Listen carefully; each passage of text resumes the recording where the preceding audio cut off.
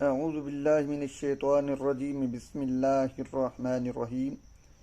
رمضان المبارک کی روزوں کے بارے میں اللہ تبارک و تعالی نے اپنی پاک کلام قرآن مجید میں فرمایا ہے۔ پارہ نمبر 2 سورۃ البقرہ میں، یا ایھا الذین آمنوا کتب علیکم الصیام کما کتب علی الذین من قبلکم لعلکم تتقون، اے ایمان والو، تم پر روزے فرض کیے گئے ہیں جیسا کہ تم سے پہلے لوگوں پر فرض کیے گئے تھے، تاکہ تم متقی یعنی پرہیزگار بن جاؤ۔ روزہ ایک ایسی عبادت ہے کہ جس کے بارے میں اللہ تبارک و تعالیٰ کی پاک پیغمبر نے فرمایا ہے کہ روزہ میرے لیے ہے اور میں اس کی جزا دوں گا، اور ایک جگہ فرمایا کہ روزہ میرے لیے ہے اور میں اس کی جزا ہوں۔